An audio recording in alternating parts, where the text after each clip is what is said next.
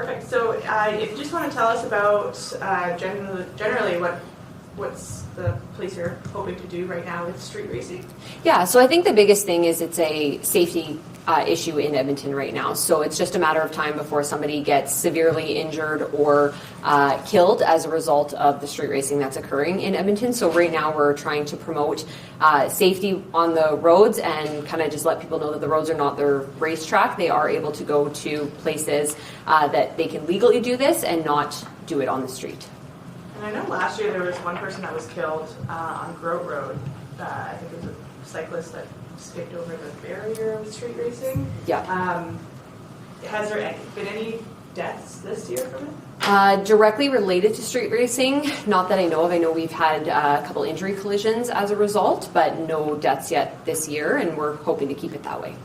What are the big hot spots around the city for this type of thing that you're looking at? There's lots of different areas in the city that we're noticing. We're getting constant complaints from people about street meetups and racing happening within different quadrants of the city. A big area for us would be the Anthony Henday, and they're basically just using that as their racetrack to go as fast as they can. What are some ways that the police are cracking down? So we have lots of different ways. We do have our traffic units as well as our patrol units out in full force attempting to catch these drivers, especially the ones that are going 50 kilometers over the speed limit or egregious speeds on the Henday and other city streets. We also have our traffic complaints that people can submit, and if they have license plates or have witnessed this street racing stuff, then they can contact their division that they're what's it called?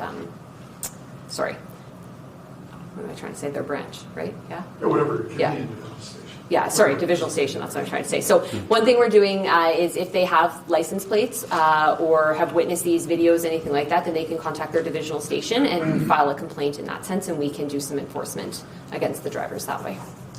I mean, maybe like looking at the numbers from this year so far, is it a growing issue, or are we seeing kind of the same numbers every single year? Yeah, I think it's continuing to stay steady every year. Obviously, we would like those numbers to decrease significantly. However, it does continue to be a growing trend in Edmonton. So we are seeing them climb a little bit every year, and we're trying to decrease that right now.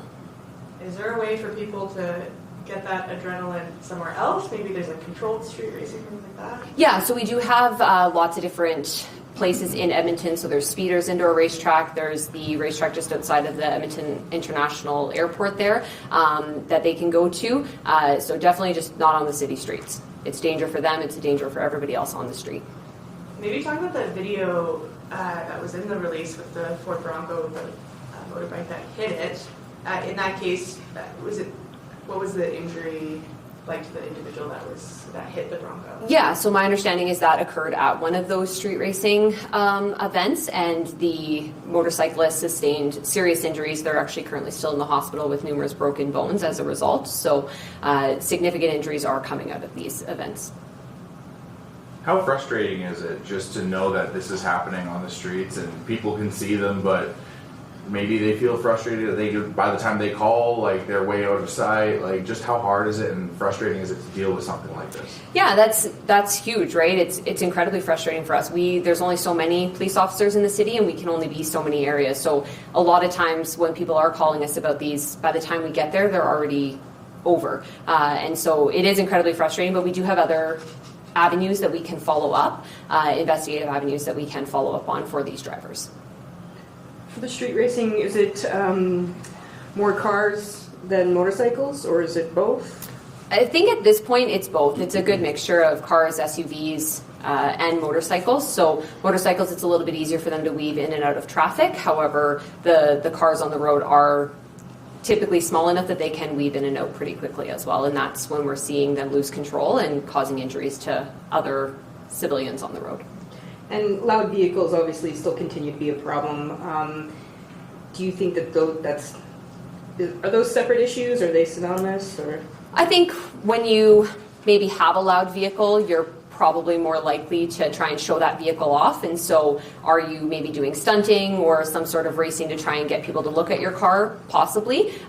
So do they go together? Very likely. I can't say 100% that every vehicle is like that, though. And you did mention specific areas of town, obviously Henday, because it's a racetrack. Is it, besides the arterial roads, there it's a little bit easier to do that. Is there specific neighborhoods where it's a problem? So right now we're kind of seeing them happen on the south side of Edmonton as well as on the northwest quadrant of the city. It's not to say that those are the only locations, but that's primarily where we're seeing them happen. What would you say to people who, when they're driving, they see someone coming up real quick, they're zipping behind them, maybe they feel like pulling over or switching lanes or something, or in my case, I kind of just let them go past me, right? What would you say they do in a situation like that to avoid those bad outcomes? Yeah, I think the biggest thing is, as any driver should, you need to know your surroundings, right? And so if you do see those vehicles coming up quickly behind you, the best thing that you can do is stay in your lane and just not make any quick movements to try and get out of their way, because they're hoping that you stay in your lane so that they can get around you. When you start making those evasive maneuvers, they're not able to control the vehicle in time to get out of the way if you switch lanes, and that's when we're seeing the collisions. Is there anything proactively being done? Do you have any programs, education things going on, or campaigns? Right now, we have our Project Tensor, so we're working on noise on vehicles and everything, and then we are out there doing like on Operation 2-4. So where we're ticketing those speeders. We are doing proactive stuff like that right now. Has it become more difficult with like the speed traps, things like that being taken away, with trying to find people who are speeding? I don't think it's necessarily become more difficult. I think the same areas are constantly being an issue, and so we just, obviously the cameras can't do the job for us anymore, so we need to have more officers on the ground to be able to be in those high traffic locations where the speeding is occurring. Do you think because of photo radar being taken away that this kind of incentivizes it a little bit more, knowing that they're not just going to get an instant fine? Yeah, that's a great question. I think I do think that it maybe has contributed a little bit to seeing rising numbers right now, but I think a lot of that has to come when something's new. Everybody wants to get out there and do it, especially with the nicer weather right now. We're seeing an increase in speed on the roads, and so I think over time people will start to slow down, but we've certainly seen an increase since since photo radar has gone away. Statistically, is this the worst year? I mean, like, I know 2020 was probably pretty bad because no one was on the road. So in comparison, is there an uptick this year? Yeah, I don't think that there's necessarily an uptick right now that we're seeing, but the summer months just started, so we're just starting to collect the statistical data for that, and so hopefully by the end of the summer we can have an answer for you on that.